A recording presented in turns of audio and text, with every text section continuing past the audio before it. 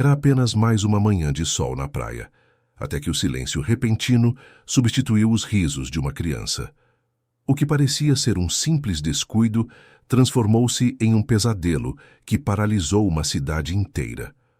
Anos se passaram, pistas se apagaram e o vazio da ausência só crescia.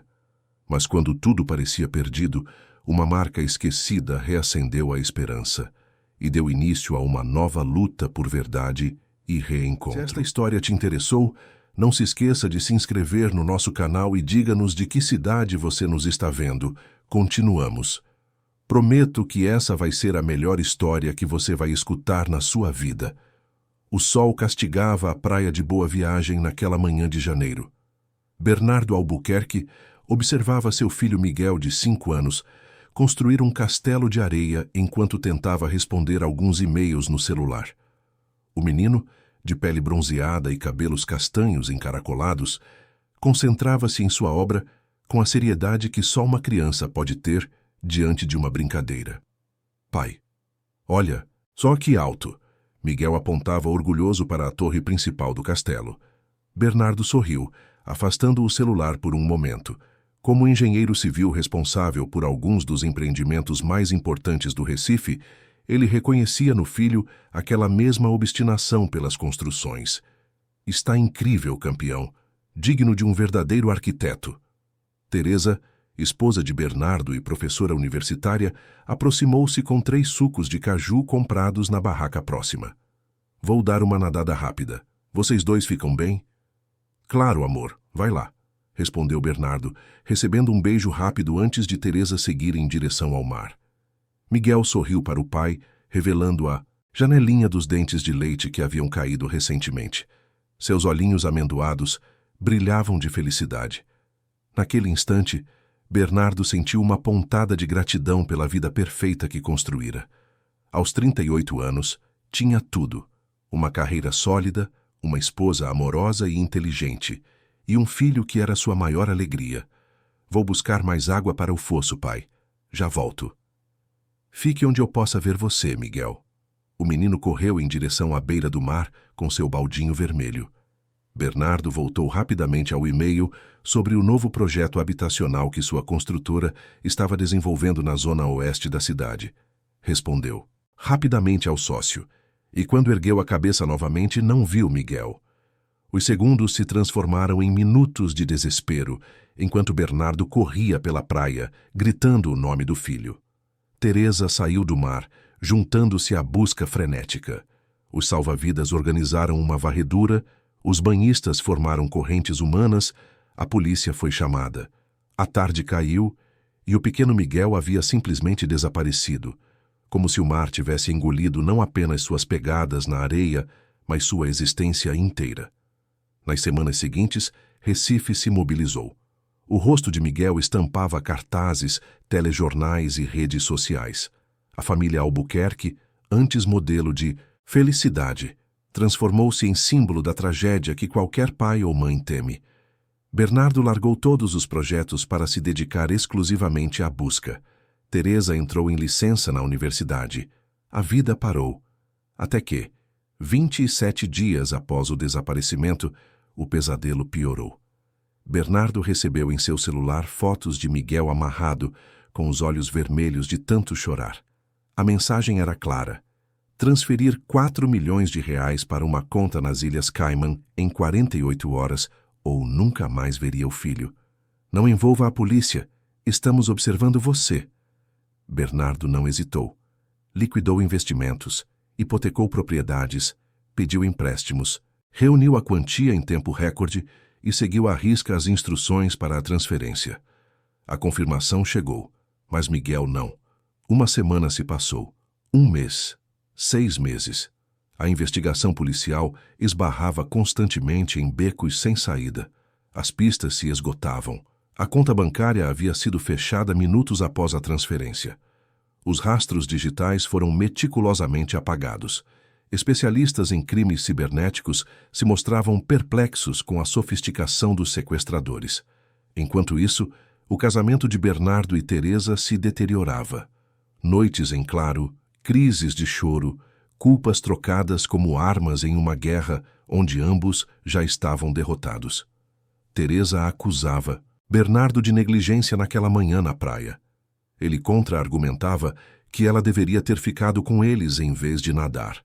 Palavras que escondiam a verdadeira dor, a impotência diante do destino do filho. Não consigo mais olhar para você sem lembrar dele, disse Teresa numa noite particularmente difícil, 10 meses após o desaparecimento. É como se ele estivesse presente em cada canto desta casa, mas ao mesmo tempo tão longe que dói respirar. 2 semanas depois, Teresa partiu para São Paulo, onde sua irmã vivia. O divórcio foi finalizado por meio de advogados. Ela nunca mais voltou a Recife. Nunca mais falou com Bernardo. Era como se precisasse apagar todas as lembranças para sobreviver. Sozinho na casa que um dia ecoou com risadas infantis, Bernardo se afundou ainda mais na busca. O quarto de Miguel permaneceu intocado. Os brinquedos, as roupas, os livros de histórias que liam juntos todas as noites.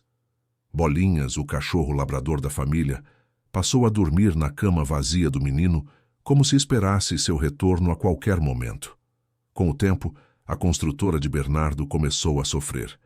Projetos eram negligenciados, prazos não eram cumpridos, reuniões importantes eram esquecidas. Os sócios, apesar da compreensão inicial, propuseram um afastamento temporário. Bernardo vendeu sua parte na empresa. O dinheiro não importava mais. Nos anos seguintes, ele transformou sua dor em propósito.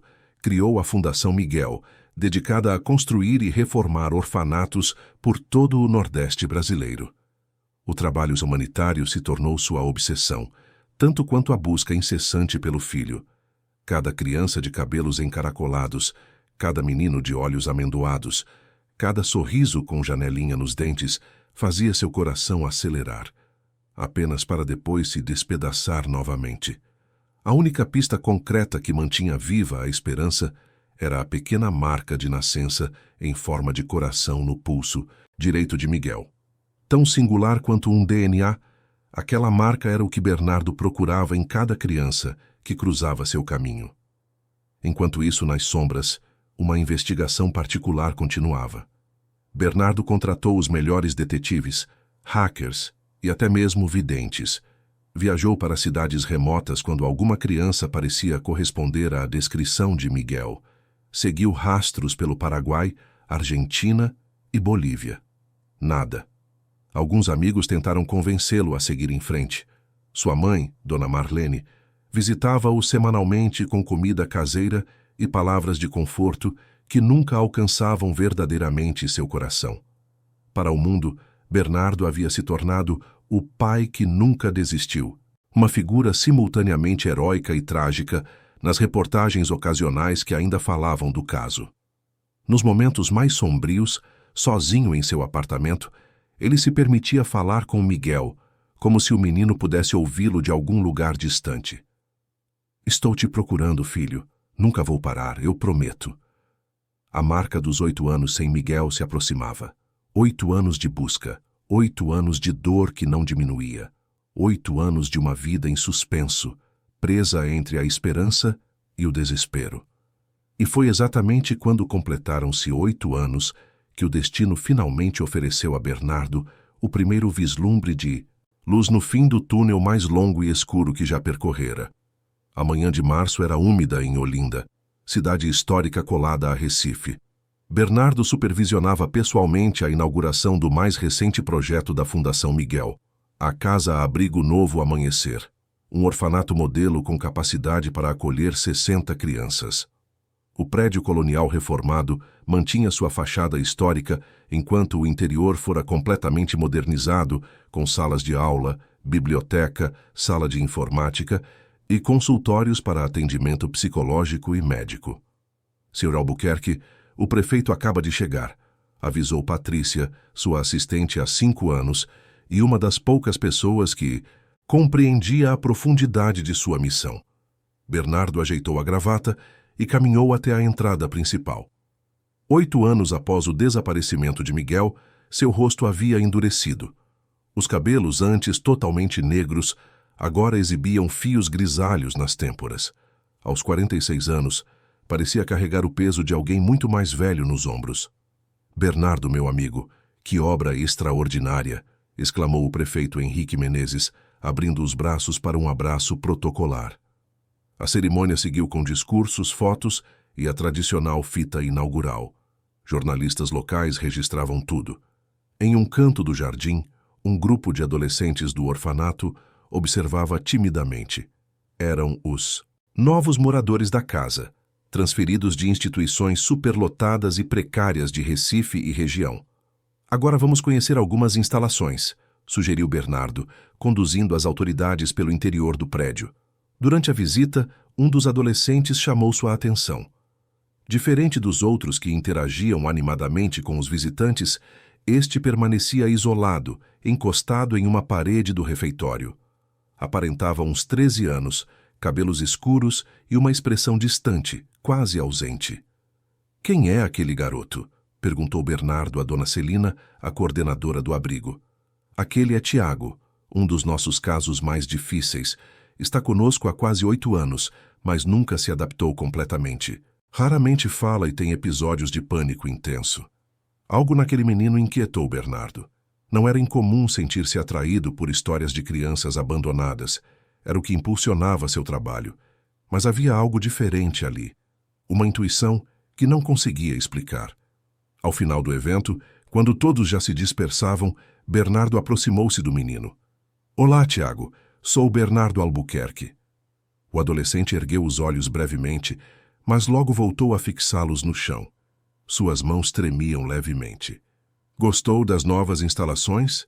continuou Bernardo, tentando estabelecer algum contato. Tiago assentiu sem palavras. Foi quando estendeu a mão para um relutante cumprimento, que Bernardo notou. Na movimentação, a manga do uniforme escolar subiu alguns centímetros, revelando uma marca em formato de coração no pulso direito do menino. O mundo parou. O ar faltou. Bernardo sentiu as pernas fraquejarem enquanto seu cérebro processava o que acabara de ver. Disfarçou como pôde, completando o cumprimento com mãos trêmulas, e se afastou antes que suas emoções o traíssem completamente. "Patrícia", chamou sua assistente assim que encontrou um local privado. "Preciso de todos os dados sobre o menino Tiago. Imediatamente. E nenhuma palavra sobre isso a ninguém." Nos dias seguintes, Bernardo mergulhou em uma investigação cautelosa. Precisava agir com extrema discrição. Se aquele menino fosse realmente Miguel, qualquer movimento brusco poderia espantá-lo, ou pior, alertar pessoas que talvez ainda representassem perigo. Os registros mostraram que Tiago fora encontrado vagando sozinho em uma rodoviária de Caruaru, interior de Pernambuco. Aproximadamente 2 meses após o desaparecimento de Miguel, estava em estado de choque, incapaz de dizer seu nome ou de onde vinha. Nenhum documento. Nenhum pertence além da roupa do corpo. Após semanas sem que ninguém o reclamasse, foi encaminhado para o sistema de acolhimento institucional. Um detalhe no relatório psicológico inicial fez o sangue de Bernardo gelar. A criança apresenta terror noturno recorrente, durante o qual repete: "Ela vai me achar se eu falar." Bernardo contratou Maurício Alves, um detetive particular de confiança que já trabalhara no caso anos atrás, e Dr. Clóvis Mendes, advogado especializado em direito da família. A investigação precisava ser meticulosa, sem levantar suspeitas. "Precisamos de acesso ao histórico médico completo do menino e, se possível, a amostras para um teste de DNA", explicou Bernardo ao advogado. "Isso vai exigir uma aproximação institucional", respondeu Dr. Clóvis. "Posso argumentar que a Fundação está implementando um programa de saúde preventiva para todos os adolescentes sob sua tutela. Incluiríamos exames genéticos no pacote para detectar predisposições a doenças hereditárias." Enquanto isso, Maurício investigava os funcionários que trabalhavam no orfanato onde Tiago fora inicialmente acolhido. Descobriu que uma ex-cuidadora, Josefa Santos, havia sido demitida por irregularidades administrativas poucos meses após a chegada do menino. "Consegui localizá-la. Mora em um sítio nos arredores de Gravatá", informou o detetive. O interessante é que ela tentou várias vezes visitar o menino após sua demissão, sempre sem autorização. A cada nova descoberta, a esperança de Bernardo crescia, mas também o medo. E se estivesse apenas projetando seus desejos? E se fosse apenas uma coincidência trágica, a marca de nascença, a idade aproximada, o período do aparecimento do menino? Por outro lado, e se fosse realmente Miguel? Como abordar uma criança traumatizada sem causar mais danos? Para complicar, ao investigar o orfanato original, Maurício encontrou indícios perturbadores. Havia registros de entrada de crianças com dados incompletos, documentação adulterada e até mesmo um funcionário com antecedentes criminais trabalhando diretamente com os menores. Algo muito errado acontecia naquele lugar, concluiu o detetive, e acho que ainda acontece, só que de forma mais discreta. Enquanto as investigações avançavam, Bernardo iniciou uma aproximação cuidadosa com Tiago. Começou a frequentar o orfanato regularmente, sempre com alguma justificativa oficial. Verificar o andamento das atividades, supervisionar a implementação de novos programas, reunir-se com a equipe técnica. Em cada visita, tentava interagir naturalmente com o menino. Descobriu que Tiago tinha talento para desenho e passou a trazer materiais artísticos como presentes. Aos poucos, o adolescente começou a se abrir um pouco mais em sua presença. "Você já desenhou desde pequeno?" perguntou Bernardo em uma tarde, observando Tiago esboçar a paisagem vista da janela. O menino hesitou, como se buscasse em algum lugar distante da memória. "Acho que sim. Não me lembro muito bem de antes." De antes de vir para os abrigos. Aquela frase, dita com uma voz baixa e distante, confirmou para Bernardo que havia ali uma história enterrada, memórias bloqueadas. Decidiu que precisava acelerar as investigações. Os resultados dos exames chegaram em uma pasta lacrada diretamente às mãos de Bernardo. O teste de DNA era conclusivo. Tiago era, sem sombra de dúvida, seu filho biológico. Era Miguel. A notícia atingiu Bernardo como um trem em alta velocidade. Chorou compulsivamente em seu escritório, alternando entre a alegria de ter encontrado o filho e a raiva por todos os anos perdidos. Mas sabia que o caminho à frente seria tão ou mais difícil que a busca. Miguel, agora Tiago, não o reconhecia. Estava psicologicamente fragilizado e havia passado a maior parte de sua vida em instituições, cercado por estranhos. A recuperação precisaria ser gradual. O trauma não poderia ser curado da noite para o dia, e havia ainda muitas perguntas. Quem o havia sequestrado? Por que o abandonou depois? A misteriosa ela que o menino tanto temia nos primeiros tempos de abrigo ainda representava uma ameaça. Bernardo sabia apenas uma coisa com certeza. Depois de 8 anos de escuridão, finalmente havia encontrado um fio de luz. Seu filho estava vivo e, de alguma forma, iria reconquistá-lo e reconstruir o que havia sido roubado de ambos. Ele não pode saber a verdade ainda. A voz de doutora Carolina Drummond, psicóloga infanto-juvenil especializada em traumas, ecoou pelo escritório de Bernardo. O choque poderia desencadear uma regressão severa. Precisamos construir uma ponte antes de fazê-lo atravessar o rio. Bernardo assentiu, engolindo a ansiedade. Havia contratado a melhor especialista do país para orientá-lo nesse delicado processo de reconexão. A mulher de óculos e cabelos grisalhos à sua frente tinha décadas de experiência com crianças institucionalizadas e vítimas de violência psicológica. "Como procedemos então?" perguntou, segurando firmemente a pasta com os resultados do DNA que comprovavam que Tiago era Miguel. "Primeiro, precisamos estabelecer vínculo, confiança. Sugiro que você se aproxime como um mentor, alguém interessado em ajudá-lo a desenvolver seus talentos artísticos." A psicóloga folheava as anotações que fizera após observar discretamente o adolescente.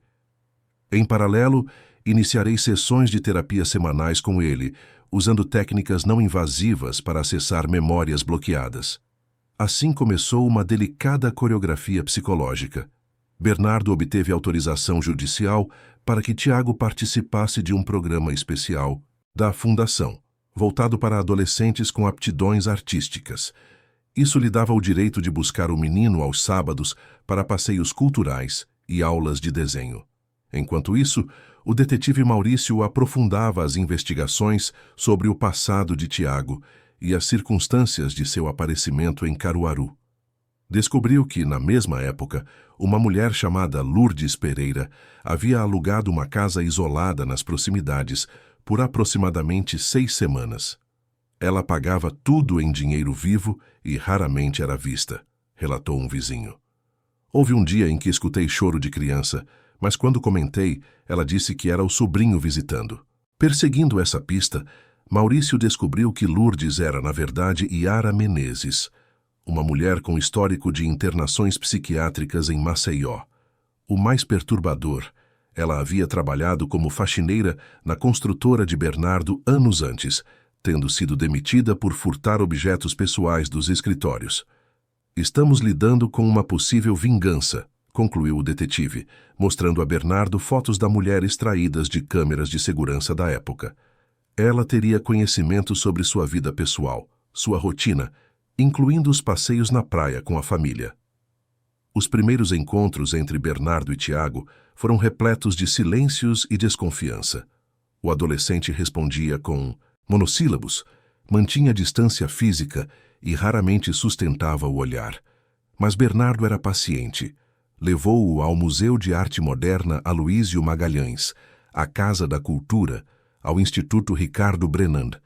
Em cada lugar, observava como os olhos do menino se iluminavam discretamente diante de certas obras.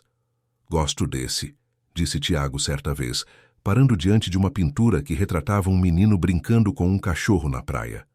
Bernardo sentiu o coração acelerar. Miguel tinha um labrador, Bolinhas, que ainda vivia na casa de praia raramente visitada. Por que gosta dessa em especial? Perguntou com voz controlada. Tiago deu de ombros. Não, sei, parece familiar. Na 5ª semana desses encontros, um avanço significativo aconteceu. Durante uma visita a uma exposição interativa sobre o mar, Tiago teve uma crise de pânico. Começou a tremer incontrolavelmente diante de uma instalação que simulava ondas quebrando na areia. Não posso ficar aqui, gaguejou suando frio. Bernardo o conduziu para fora, encontrando um banco na praça em frente. Instintivamente, colocou a mão nas costas do menino, fazendo movimentos circulares como fazia quando Miguel era pequeno e tinha pesadelos. Respire comigo, pediu suavemente. Inspire, 1, 2, 3. Expire, 1, 2, 3. Para sua surpresa, Tiago não rejeitou o contato físico. Gradualmente, sua respiração se acalmou, sincronizando-se com a de Bernardo. Quando finalmente ergueu os olhos, havia algo diferente neles, uma faísca de reconhecimento, talvez? Essa técnica de respiração, alguém já me ensinou antes, murmurou Tiago. Bernardo engoliu em seco. Era exatamente assim que acalmava Miguel durante trovoadas, que o menino temia terrivelmente. Enquanto a conexão com Tiago se fortalecia lentamente, a investigação dava frutos inquietantes. Cruzando dados bancários antigos, Maurício descobriu que Teresa, a ex-esposa de Bernardo, havia sacado uma quantia considerável 3 dias antes de partir para São Paulo. Mais intrigante ainda, ela havia desaparecido por quase 2 anos após deixar Recife, sem contato nem mesmo com sua irmã, que acreditava que Teresa estava viajando pelo exterior para curar suas feridas. Não quero acreditar, mas precisamos considerar todas as possibilidades, disse Maurício. Teresa poderia estar envolvida. A ideia era dolorosa demais para contemplar. Bernardo se recusava a acreditar que a mãe de Miguel pudesse ter qualquer participação no sequestro ou abandono do filho. Continue investigando, mas seja extremamente cauteloso. Se Teresa estiver inocente, não quero que ela saiba que suspeitamos dela. As sessões de terapia com doutora Carolina começavam a revelar fragmentos da memória de Tiago. Através de técnicas de arte-terapia, ele desenhava cenas recorrentes, um cachorro amarelo, um barco, um quarto com estrelas no teto, detalhes que coincidiam perfeitamente com a vida de Miguel, Bolinhas, os passeios de barco que faziam em Itamaracá, o quarto decorado com adesivos fosforescentes em formato de estrelas. Ele está acessando as memórias primitivas, aquelas formadas antes dos 5 anos e que ficam armazenadas no inconsciente, explicou a psicóloga. O cérebro está criando pequenas pontes para o passado, mas ainda há um bloqueio significativo em torno do evento traumático. Um dia, ao final de um passeio particularmente agradável no Parque das Esculturas, Bernardo decidiu arriscar um pouco mais. Tiago, você já se perguntou sobre sua vida antes do abrigo? O menino enrijeceu visivelmente. As assistentes sociais disseram que fui abandonado. E você não tem nenhuma lembrança anterior? Tenho pesadelos. Ele parou como se me disse as palavras. Tem uma mulher neles. Ela diz que vai me machucar se eu tentar lembrar ou contar a alguém. Você consegue ver o rosto dela nesses sonhos? Não claramente, mas ela tinha uma voz que ainda me assusta. Enquanto voltavam para o carro, Tiago fez uma pergunta que pegou Bernardo, desprevenido. Por que você se importa tanto comigo? Tem tantos meninos no abrigo. A verdade queimava na garganta de Bernardo, implorando para ser libertada. Mas ele se conteve, lembrando das recomendações da psicóloga. Vejo muito potencial em você, Tiago, e todos merecem uma chance de descobrir quem realmente são. Naquela noite, sozinho em casa, Bernardo revisou todas as fotos de Miguel que guardava em um álbum especial. Comparou-as com as recentes de Tiago, buscando traços, expressões. Qualquer coisa que solidificasse ainda mais a certeza que o DNA já havia dado. O formato dos olhos, o jeito de inclinar levemente a cabeça quando concentrado. Até mesmo o cacoete de morder o lábio inferior quando nervoso, tudo estava lá, apenas modificado pelo tempo e pelas experiências. A investigação sofreu uma reviravolta quando Josefa, a ex-cuidadora do primeiro orfanato, finalmente aceitou conversar com Maurício. Aquele menino chegou em estado de choque, relatou a mulher. Não comia direito, não falava, tinha pesadelos horríveis, mas o mais estranho era um homem que aparecia sempre tentando vê-lo. Que homem? Perguntou o detetive alerta. Nunca disse o nome. Alto, bem vestido. Ofereceu dinheiro para vê-lo sozinho, mas eu não permiti. Reportei à diretoria e, pouco depois, fui demitida por irregularidades administrativas que nunca cometi. A descrição não batia com Yara Menezes nem com Teresa. Sugeria um terceiro envolvido, possivelmente alguém que participara do sequestro e depois fora traído pelos parceiros. Com base nessas novas informações, Maurício ampliou a investigação focando em funcionários demitidos da construtora de Bernardo nos anos anteriores ao sequestro. Um nome surgiu: Alberto Santana, ex-gerente financeiro dispensado por desvio de recursos. Ele desapareceu depois de ser indiciado, explicou Bernardo ao detetive. Acredita-se que tenha fugido para o Paraguai. A descrição física corresponde, e ele teria tanto o motivo quanto o conhecimento necessário para planejar o sequestro. Enquanto as peças do quebra-cabeça começavam a se encaixar, Bernardo sentia que o tempo estava se esgotando. A presença constante daquele homem misterioso no orfanato sugeria que o perigo nunca havia realmente passado. Se conseguiram encontrar Tiago agora, outros também poderiam. Com a orientação da doutora Carolina e o suporte legal do Dr. Clovis, Bernardo acelerou o processo para obter a guarda provisória de Tiago. A justificativa oficial era o programa de mentoria para jovens talentos, mas os verdadeiros motivos foram compartilhados em sigilo com a juíza responsável pelo caso, que ficou profundamente comovida com as evidências apresentadas. Precisamos protegê-lo enquanto reconstruímos sua identidade, argumentou Bernardo perante a magistrada.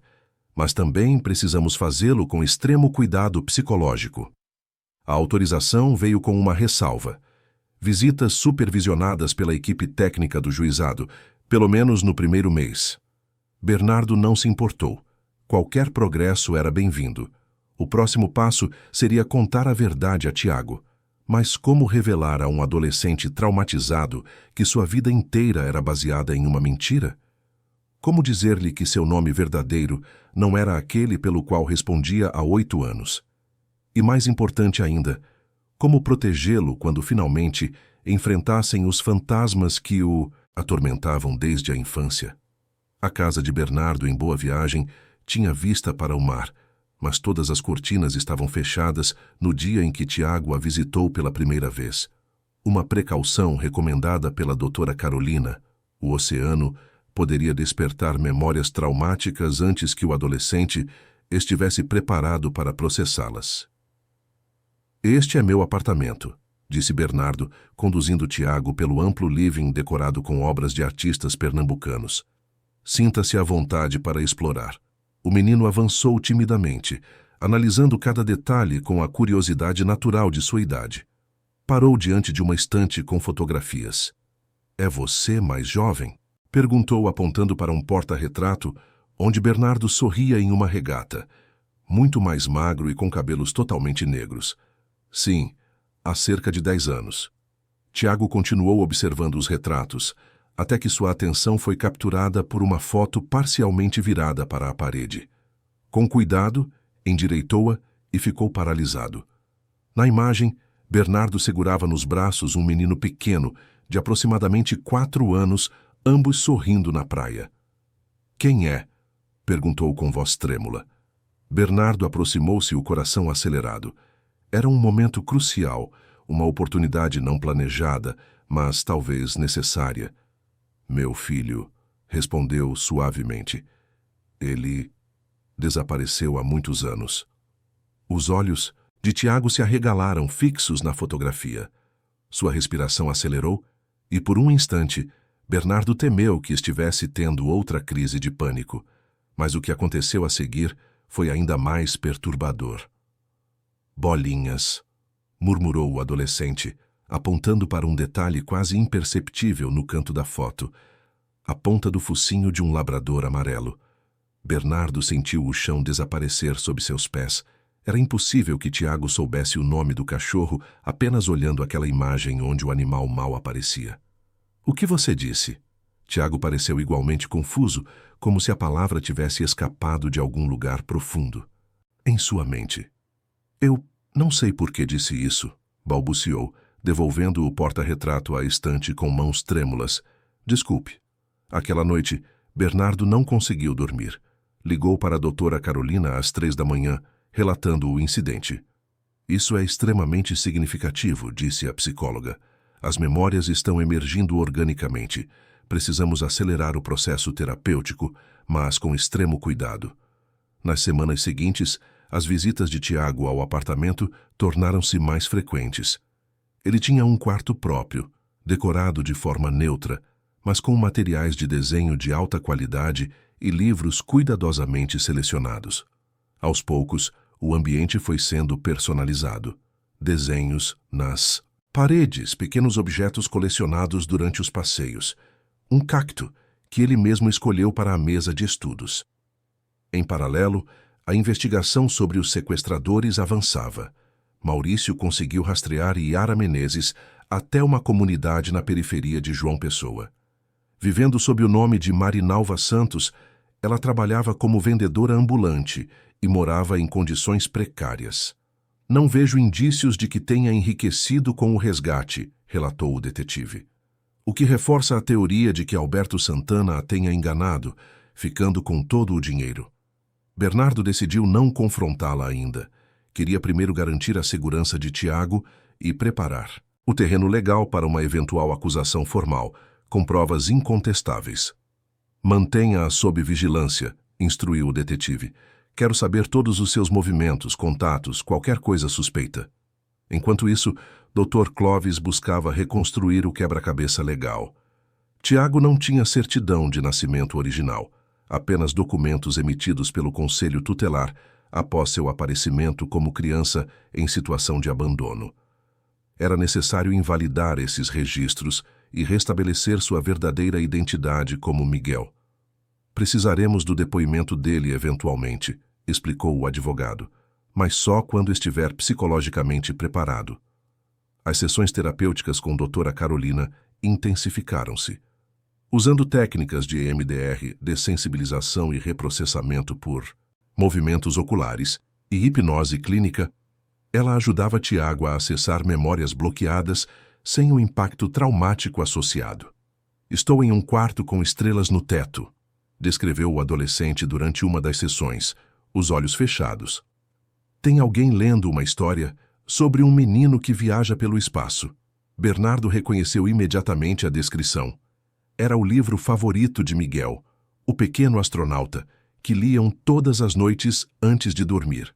Em outra sessão, mais fragmentos emergiram. Estou na areia, construindo um castelo enorme. Alguém tira fotos. Estou feliz. E então, mais perturbador. Alguém me chama para buscar água. Vou com meu baldinho vermelho. Uma mulher pergunta se quero ver um filhote de tartaruga. Eu vou com ela. Depois está tudo escuro. A psicóloga interrompeu a sessão neste ponto, notando sinais de estresse agudo.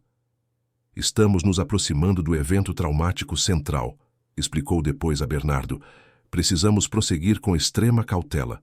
Fora das sessões, o relacionamento entre Bernardo e Tiago florescia. Eles cozinhavam juntos nos finais de semana, Bernardo ensinava o menino a jogar xadrez, assistiam a filmes, discutiam livros. Era como se estivessem recuperando o tempo perdido sem nem mesmo saberem. Uma tarde, enquanto arrumavam a mesa para o jantar, Tiago fez uma pergunta inesperada. Você nunca procurou seu filho? Bernardo colocou cuidadosamente os talheres sobre a mesa antes de responder. Todos os dias desde que ele desapareceu. Nunca parei, nem por um minuto.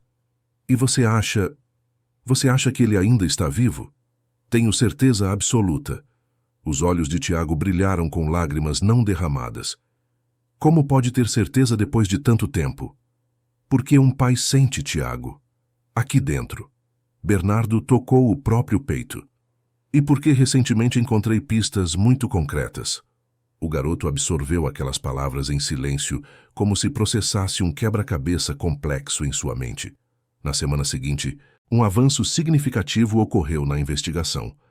Alberto Santana foi localizado em Ciudad del Este, Paraguai, vivendo sob identidade falsa, com a ajuda da Interpol e baseado em um mandado internacional pelos crimes financeiros anteriores, foi possível prendê-lo. Ele negou participação no sequestro, informou Maurício, mas encontramos em seu computador fotos antigas apagadas que conseguimos recuperar. São imagens de Miguel amarrado, exatamente como as que você recebeu na época. Era a prova definitiva. Com Alberto sob custódia, a operação para prender Yara Menezes foi acelerada. Em uma ação coordenada com a polícia da Paraíba, ela foi detida ao amanhecer em sua pequena casa na periferia de João Pessoa. Diferente de Alberto, Yara desmoronou rapidamente durante o interrogatório. Confessou ter executado o sequestro a pedido de Alberto, com quem mantinha um relacionamento amoroso na época. Ele disse que seríamos ricos, que era só assustar o menino um pouco, tirar as fotos e pedir o resgate, declarou entre lágrimas. Mas depois que o dinheiro veio, ele desapareceu com tudo. Me deixou apenas com a criança apavorada. Quando questionada sobre por que abandonou Miguel em Caruaru, em vez de devolvê-lo, sua resposta foi perturbadora. Eu não podia voltar para Recife. A polícia estava me procurando. E o menino? Ele tinha visto meu rosto, sabia meu nome. Alberto disse que se ele voltasse eu acabaria presa. Então o deixei na rodoviária, onde sabia que alguém o encontraria rapidamente. O relato coincidia com os flashes de memória que Tiago vinha recuperando nas sessões terapêuticas. A mulher da tartaruga era Yara, e o medo que o perseguia por anos, o terror de que ela voltaria se falasse, era resultado das ameaças que usara para mantê-lo calado durante o cativeiro. Com ambos os sequestradores presos e confessos, Bernardo sentiu uma mistura de alívio e raiva. Finalmente, tinha respostas, mas nada poderia devolver os 8 anos perdidos de convívio com o filho. Agora, restava a parte mais delicada, revelar a verdade a Tiago. Em uma reunião com doutora Carolina, Dr. Clóvis e a assistente social designada pelo juizado, Bernardo discutiu a melhor abordagem. Não podemos simplesmente jogá-lo de volta à identidade de Miguel como se os últimos 8 anos não tivessem existido, argumentou a psicóloga. Tiago é parte de quem ele é agora. Precisamos integrar as duas identidades, não substituir uma pela outra. Decidiram que a revelação seria feita em um ambiente controlado, com apoio psicológico imediato. Escolheram um final de semana, quando Tiago estaria hospedado no apartamento de Bernardo, permitindo que tivessem tempo suficiente para processar as emoções que certamente viriam à tona. Na noite anterior à revelação planejada, porém, algo inesperado aconteceu. Durante o jantar, Tiago viu uma reportagem na televisão sobre a prisão de uma mulher envolvida em um antigo caso de sequestro. A imagem de Yara sendo conduzida por policiais preencheu a tela. O adolescente deixou cair o garfo. Seu rosto perdeu toda a cor. Antes que Bernardo pudesse reagir, Tiago estava no chão, em posição fetal, tremendo violentamente. "É ela!" gritava entre soluços. "É ela, a mulher dos pesadelos." Bernardo correu para ampará-lo, segurando-o nos braços como fizera tantas vezes quando era apenas um menino pequeno. O plano cuidadosamente elaborado para a revelação gradual havia sido atropelado pelo destino. Agora, não havia mais como esconder a verdade. "Tiago, olhe para mim", pediu Bernardo, segurando o rosto do adolescente entre as mãos. "Você está seguro agora. Ela nunca mais vai te machucar. Eu prometo." Os olhos assustados do menino encontraram os seus. "Como você pode prometer isso?" perguntou com voz trêmula. "Porque eu sou seu pai, Miguel, seu verdadeiro pai." O mundo pareceu congelar naquele instante. Os olhos de Tiago se arregalaram em choque e confusão e, por um breve momento, um lampejo de reconhecimento. "O quê?" sussurrou. "Do que você me chamou?" "Seu nome é Miguel Albuquerque. Você nasceu em 12 de junho de 2007, no Hospital Santa Joana, em Recife. Pesava 3,5 quilos e media 50 centímetros. As palavras de Bernardo caíam como gotas pesadas num lago tranquilo, criando ondas que se expandiam pelo rosto atônito do adolescente.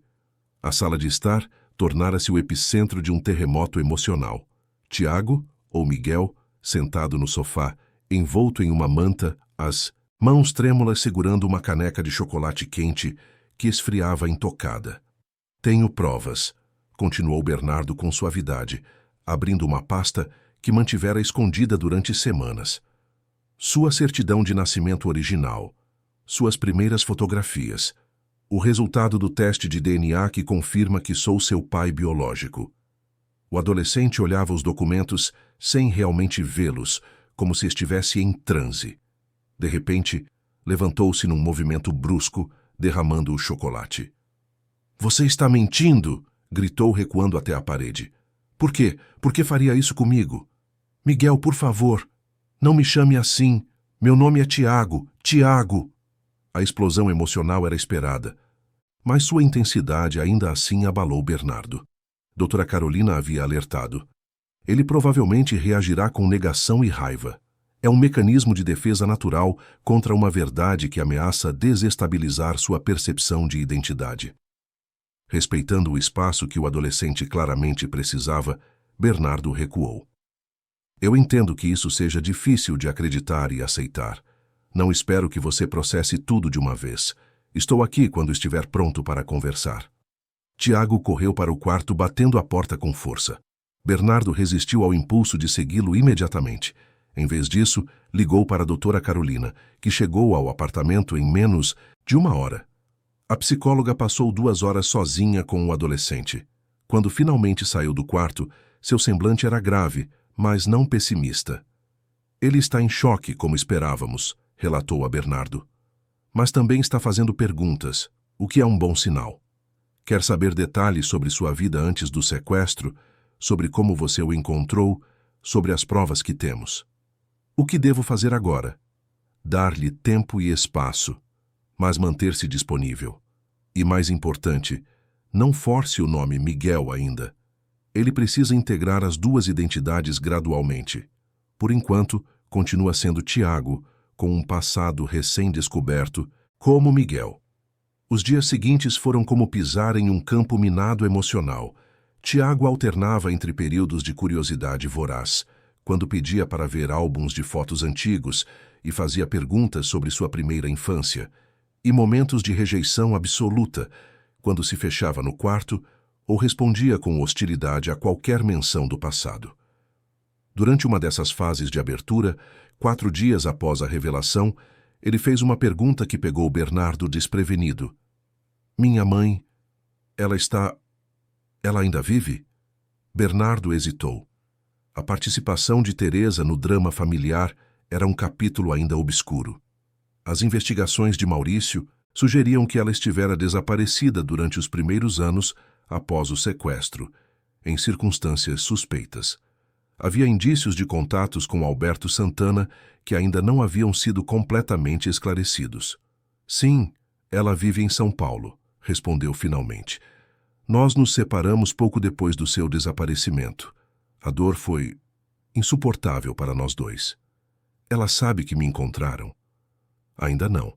Achamos melhor primeiro estabilizar sua situação aqui, antes de envolver mais pessoas. Tiago assentiu, absorvendo a informação. Seus olhos revelavam um turbilhão de emoções não processadas. Enquanto lidavam com essa delicada reconstrução familiar, o caso judicial avançava. As confissões de Yara, que Alberto, somadas às evidências físicas e ao teste de DNA, formavam um conjunto probatório irrefutável. O Ministério Público formalizou denúncia por sequestro qualificado, extorsão mediante sequestro, associação criminosa e diversos outros crimes conexos. Dr. Clovis trabalhou incansavelmente para garantir que Tiago não precisasse depor presencialmente, argumentando sobre o trauma secundário que tal exposição causaria. Conseguiu autorização para um depoimento gravado, em ambiente controlado, com acompanhamento psicológico. Não quero vê-los, afirmou o adolescente categoricamente quando o assunto foi levantado. Nunca mais. A preparação para o depoimento foi minuciosa. Durante semanas, doutora Carolina ajudou Tiago a fortalecer suas defesas psicológicas para revisitar as memórias traumáticas de forma segura. Utilizou técnicas de contenção emocional e ancoragem, criando um espaço mental protegido de onde ele poderia acessar as lembranças sem ser consumido por elas.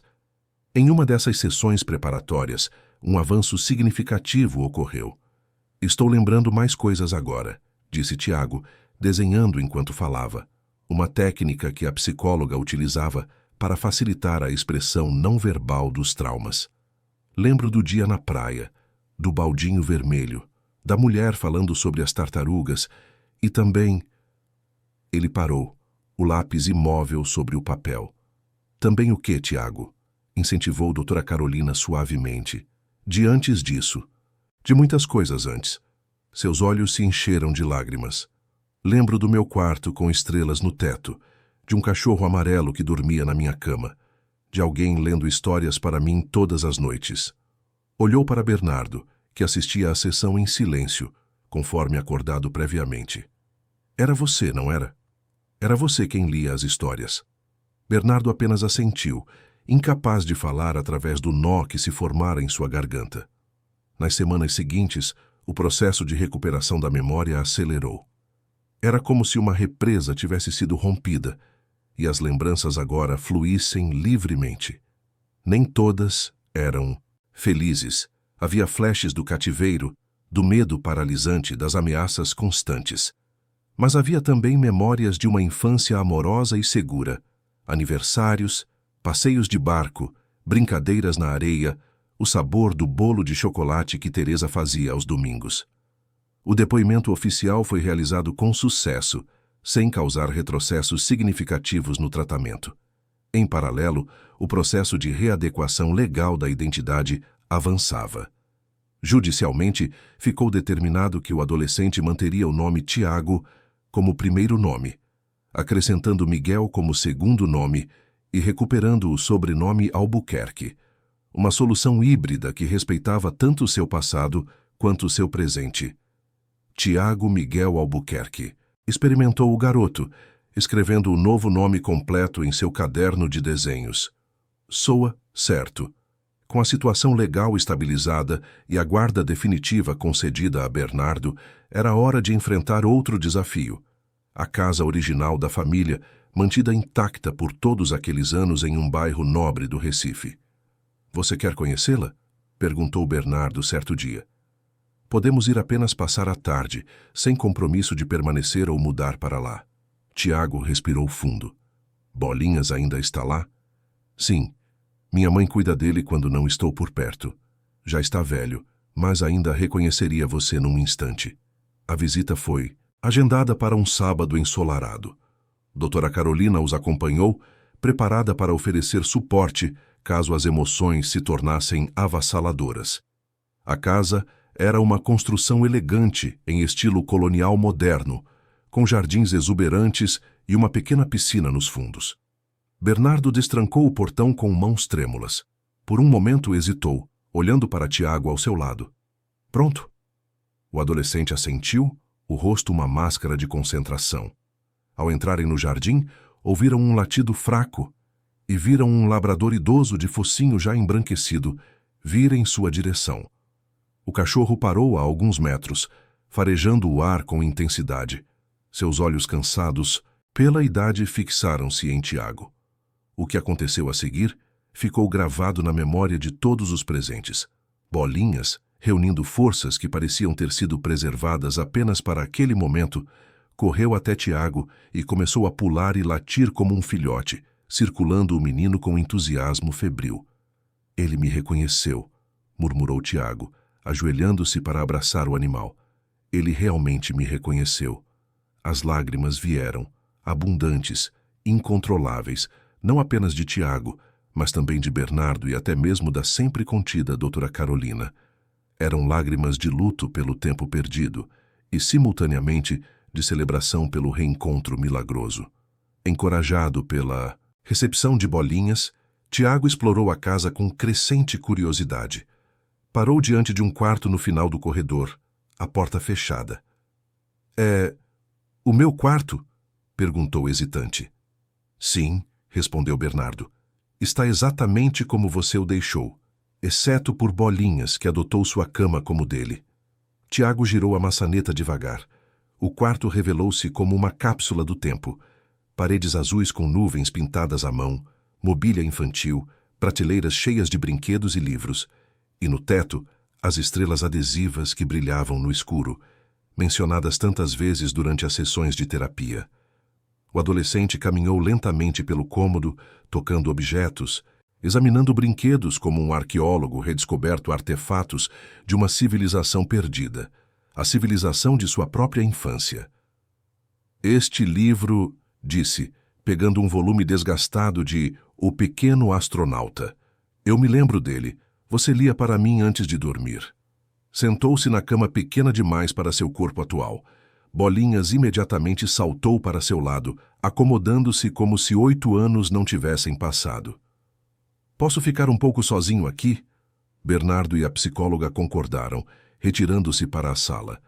Através da porta entreaberta, ouviam Tiago conversando baixinho com Bolinhas, ocasionalmente lendo trechos do livro infantil. Mais tarde, quando voltaram ao apartamento, Tiago estava estranhamente calmo. Durante o jantar, fez uma pergunta que Bernardo aguardava há semanas. Quando posso me mudar para a casa? Nossa casa. O coração de Bernardo acelerou com a escolha de palavras. Era a primeira vez que Tiago se referia à propriedade como nossa. Quando você estiver pronto. Pode ser gradual. Alguns dias aqui, outros lá, até se sentir confortável. E Bolinhas? Ele vai aonde você for. Sempre foi assim. Naquela noite, antes de dormir, Tiago fez algo inédito desde que começara a ficar no apartamento. Bateu suavemente na porta do quarto de Bernardo. Posso entrar? Sentou-se, na beirada da cama, visivelmente nervoso. Estive pensando muito desde que visitamos a casa. Sobre memórias, identidades, quem eu sou agora. Bernardo esperou, dando-lhe espaço para continuar. Sei que você quer que eu seja Miguel novamente. E parte de mim realmente é ele. Mas não posso simplesmente apagar o Tiago.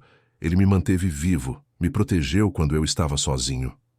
Nunca quis apagar o Tiago, respondeu Bernardo com sinceridade. Só queria recuperar o filho que pensei ter perdido para sempre. O adolescente assentiu, processando as palavras. Então, num movimento que pegou Bernardo de surpresa, inclinou-se para abraçá-lo. Um abraço desajeitado, tímido, mas real.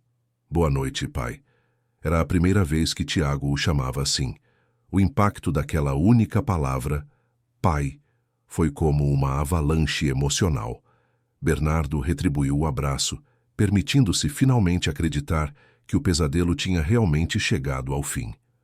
Boa noite, filho. Na manhã seguinte, durante o café, Tiago fez um anúncio.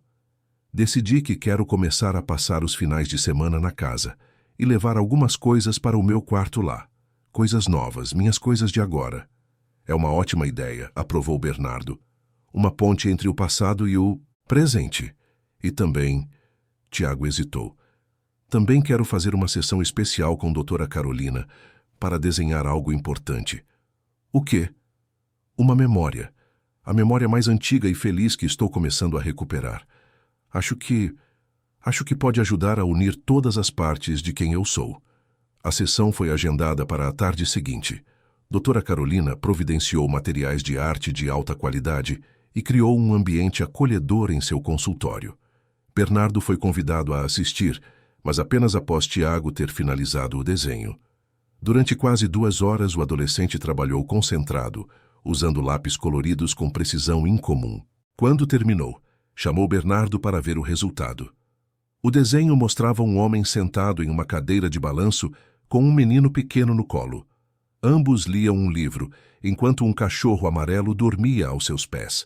Através da janela ao fundo, via-se o mar sob um céu estrelado.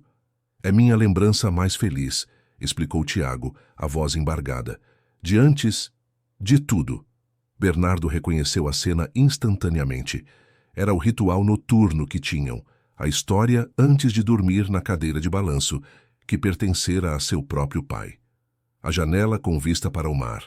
Bolinhas sempre presente. Você lembra disso? Perguntou, mal conseguindo conter a emoção. Tiago assentiu, lágrimas silenciosas escorrendo pelo rosto. Lembro do som da sua voz, da sensação de segurança, de como eu sabia, mesmo sendo tão pequeno, que aquele era o lugar onde eu deveria estar. Naquele momento, algo fundamental se curou no coração fragmentado de ambos. Não era o fim da jornada. Haveria ainda muitos desafios pela frente, mas era o verdadeiro início da reconstrução. Pai e filho, separados pelo destino cruel e reunidos pela persistência do amor, haviam finalmente encontrado um solo comum onde poderiam recomeçar. A mudança definitiva para a casa em Boa Viagem aconteceu 4 meses após a primeira visita. Bernardo e Tiago Miguel estabeleceram uma nova rotina juntos, alternando entre preservar rituais antigos e criar novos hábitos. As estrelas fluorescentes no teto do quarto permaneciam, mas agora dividiam espaço com pôsteres de bandas contemporâneas e desenhos criados pelo adolescente. Um equilíbrio delicado entre honrar o passado e viver o presente. O quarto está ficando com a sua cara, comentou Bernardo certa manhã, observando Tiago Miguel arrumar uma prateleira recém-instalada para suas coleções de miniaturas e livros. É estranho, respondeu o adolescente. Às vezes parece que sempre vivi aqui. Outras vezes, sinto como se fosse um visitante na vida de outra pessoa. Era uma descrição precisa do estado emocional que ainda oscilava entre momentos de absoluta integração e períodos de desconexão. As sessões com doutora Carolina continuavam, embora com frequência reduzida. O progresso era constante, mas não linear. A escola representava outro desafio. Após discussões cuidadosas entre Bernardo, a psicóloga, e o próprio Tiago Miguel, decidiram pela transferência para um colégio particular próximo à residência. A transição acadêmica foi planejada em detalhes. Os professores foram informados da situação específica do aluno, sem expor detalhes desnecessários. Um período de adaptação foi negociado. E suporte pedagógico extra foi disponibilizado para compensar eventuais déficits educacionais resultantes das múltiplas transferências durante os anos em instituições. Estou nervoso, confessou Tiago Miguel, na véspera de seu primeiro dia na nova escola. É normal, tranquilizou Bernardo. Mas lembre-se, você não está sozinho nessa. O adolescente assentiu, brincando distraidamente com as orelhas de bolinhas, que raramente deixava a seu lado. O labrador, apesar da idade avançada, havia rejuvenescido com o retorno de seu antigo companheiro. Os veterinários se surpreendiam com sua vitalidade renovada, como se o reencontro tivesse lhe dado um segundo fôlego de vida. Enquanto a família se reconstruía, o caso judicial avançava. Alberto Santana e Yara Menezes foram condenados a penas severas por sequestro qualificado, extorsão mediante sequestro e outros crimes associados. O julgamento, conduzido sob sigilo para proteger a identidade de Tiago Miguel, teve ampla cobertura midiática, tornando-se um símbolo da persistência e esperança para outros pais com filhos desaparecidos. Um aspecto do caso, porém, permanecia nebuloso: o envolvimento de Teresa. As investigações de Maurício revelaram que ela havia mantido contato com Alberto antes e depois do sequestro, incluindo depósitos bancários suspeitos. Confrontada com as evidências, confessou ter tido um caso extraconjugal com o ex-funcionário, mas negou veementemente qualquer participação ou conhecimento prévio do crime. Fugi para São Paulo porque não suportava a culpa, declarou em depoimento oficial. Não pela participação, que nunca existiu, mas por ter me envolvido com o homem que acabou destruindo nossa família. Quando descobri o que Alberto havia feito, entrei em colapso completo. O Ministério Público considerou as provas contra ela insuficientes para uma denúncia formal. Tecnicamente inocentada, Teresa manifestou o desejo de reencontrar o filho perdido. A notícia chegou a Bernardo através de Dr. Clovis. Ela quer vê-lo, informou o advogado. Legalmente, não podemos impedir, a menos que Tiago Miguel se recuse explicitamente ou que a psicóloga ateste que o encontro seria prejudicial. Bernardo sentiu um misto de emoções contraditórias.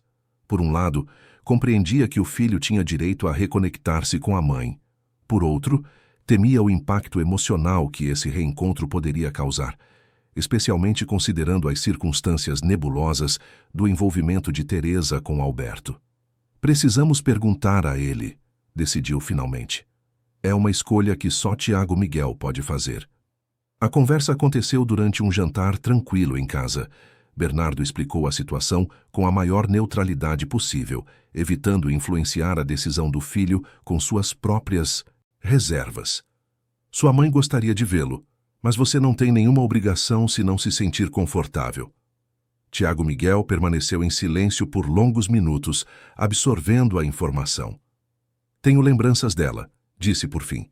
Fragmentos, o cheiro do perfume, a voz cantando no banho o bolo de chocolate aos domingos. Fez uma pausa, organizando os pensamentos. Mas também tenho muitas perguntas.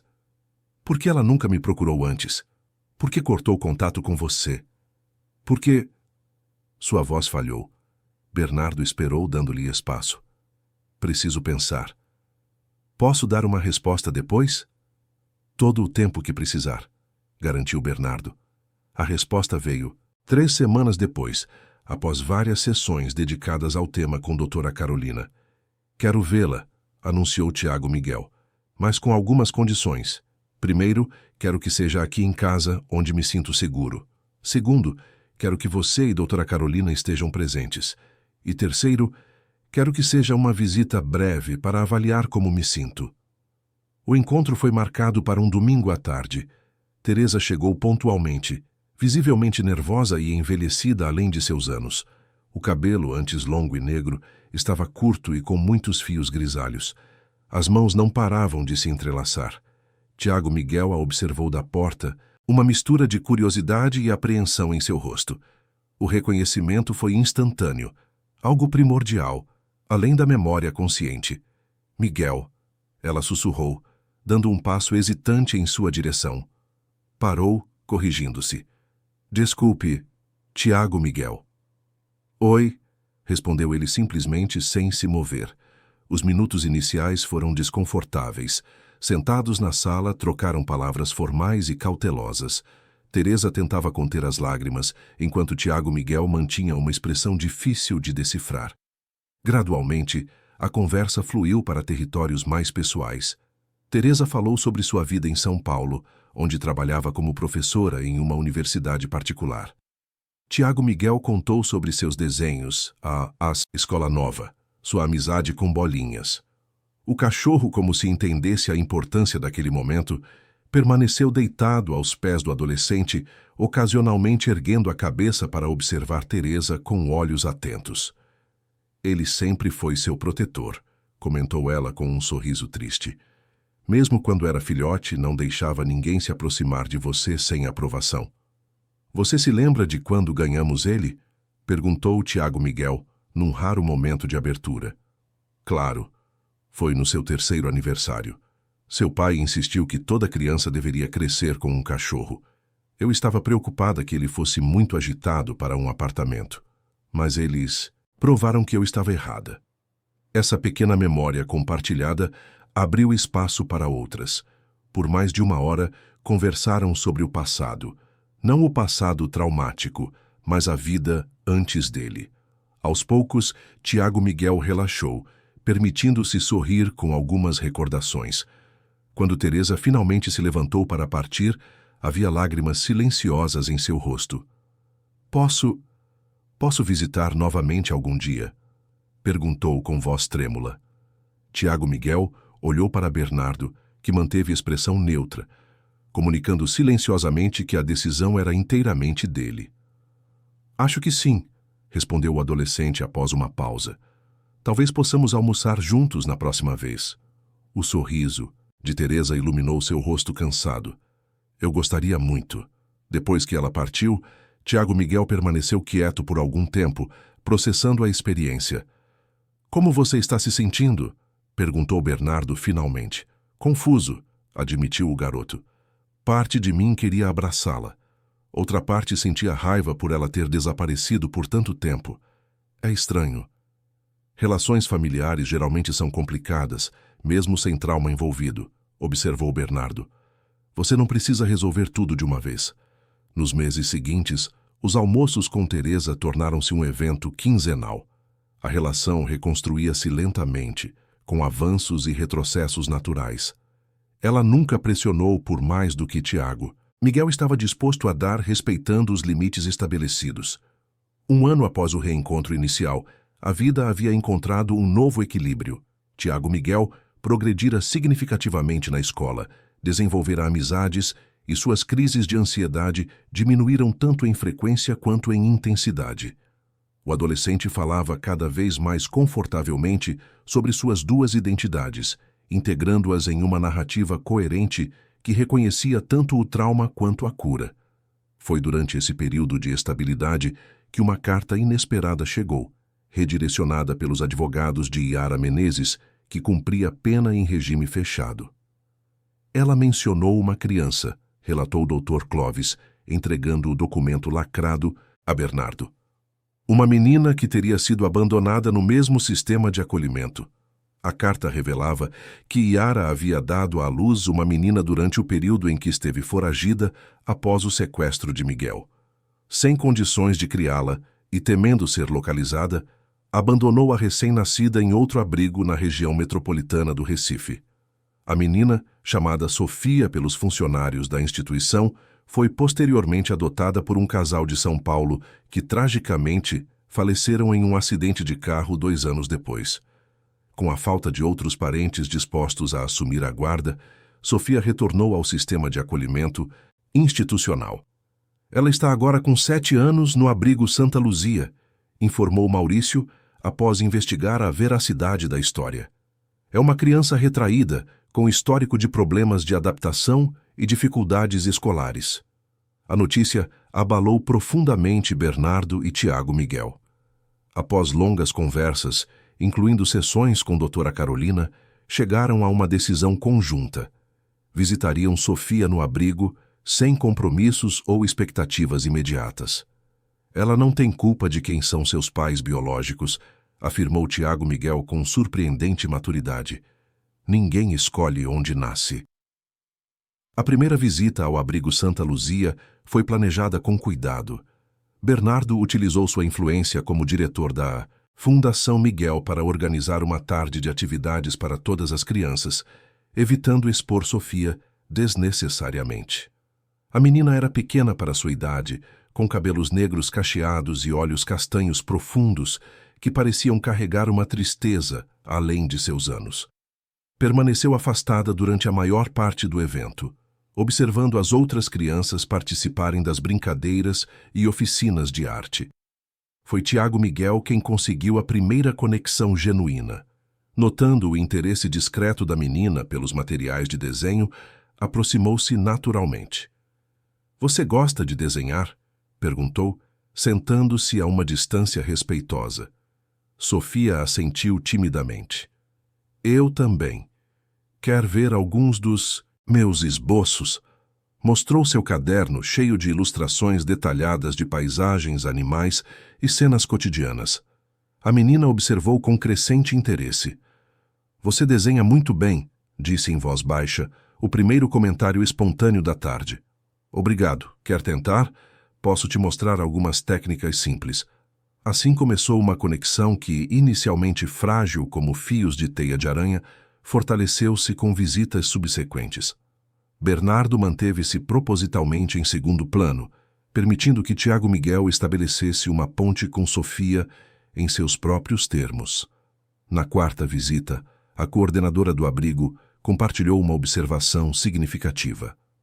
Sofia perguntou pela primeira vez quando vocês voltariam. Isso pode parecer pequeno, mas para uma criança que raramente demonstra expectativas positivas sobre qualquer coisa, é um enorme progresso. A evolução do relacionamento foi gradual. Começaram a incluir Sofia em passeios de fim de semana, visitas ao parque, ao cinema, ao jardim botânico.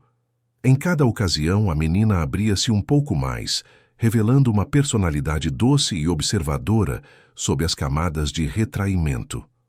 "O que você acha de Sofia passar um fim de semana conosco em casa?" propôs Bernardo após 3 meses de visitas regulares. Tiago Miguel considerou a ideia seriamente. Sua relação com a menina havia evoluído para uma espécie de protecionismo fraternal que surpreendera a todos, inclusive a ele mesmo.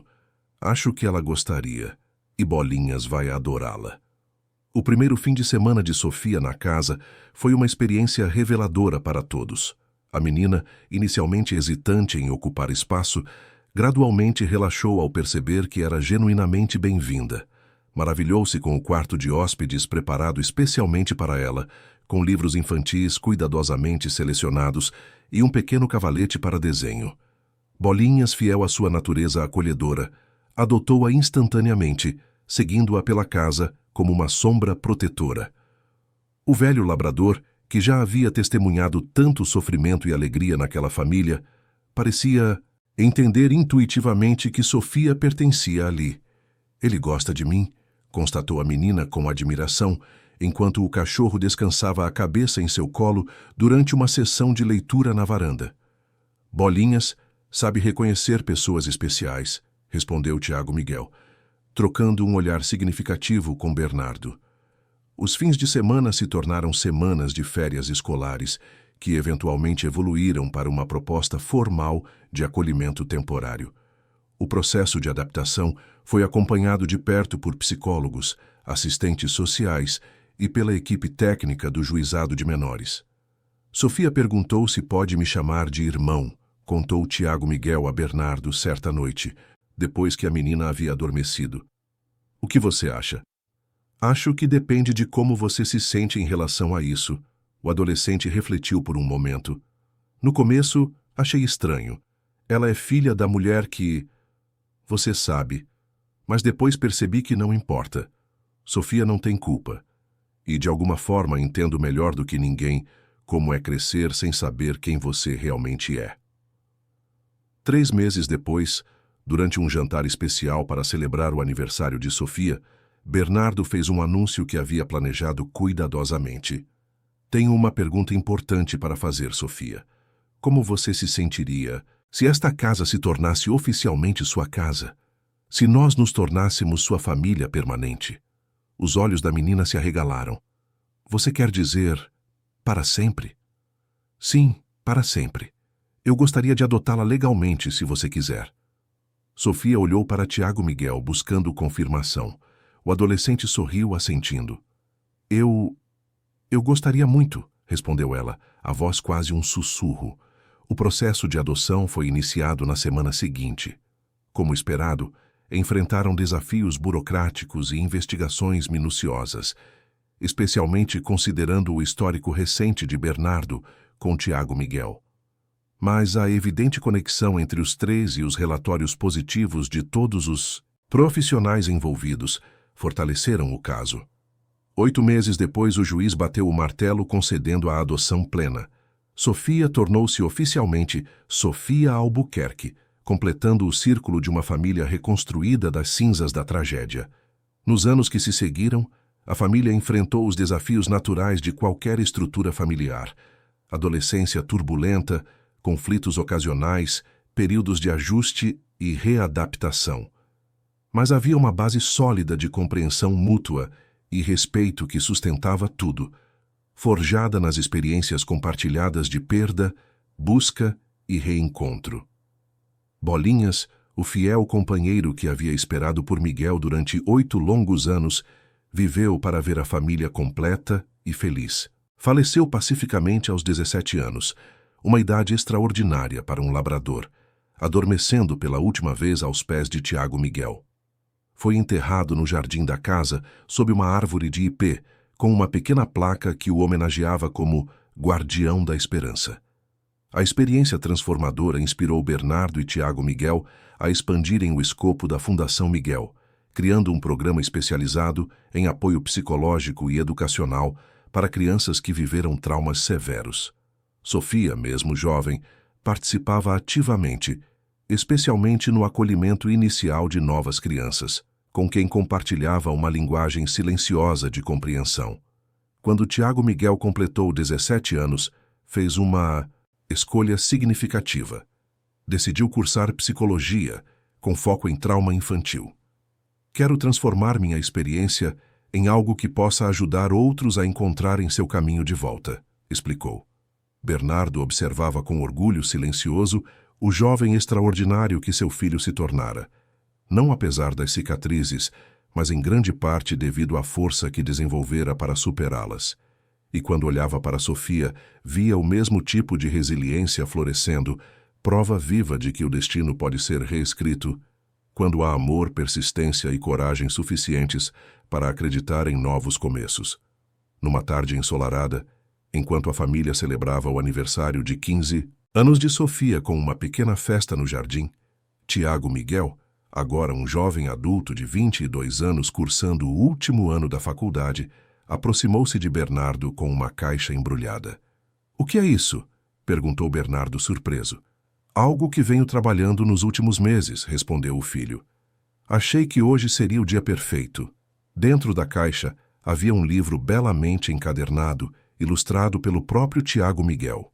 O título, em letras douradas, dizia: "A Espera de Bolinhas, uma história de esperança." "É para todas as crianças que ainda estão perdidas", explicou ele, "e para os pais que nunca desistem de encontrá-las." Bernardo folheou as páginas com lágrimas nos olhos, vendo a história deles contada através da perspectiva do fiel labrador que esperara pacientemente pelo retorno de seu melhor amigo.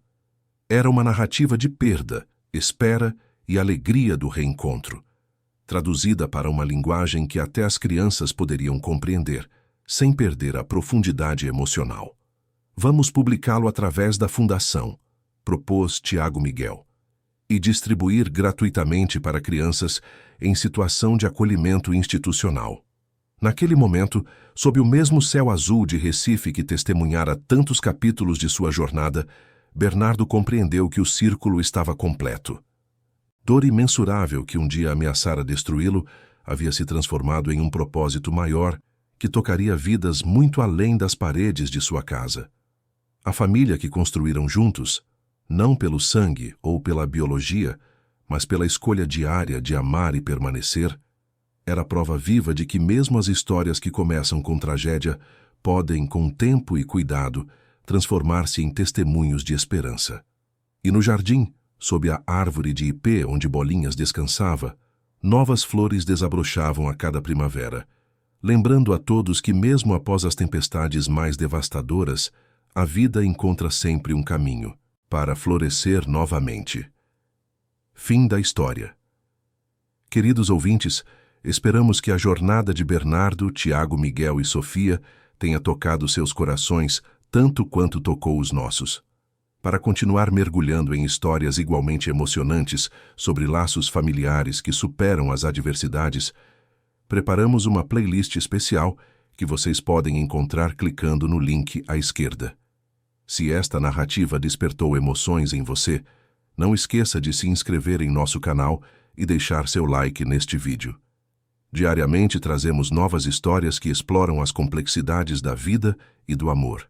E você já viveu ou conhece alguma história de reencontro familiar que parecia impossível? Compartilhe conosco nos comentários.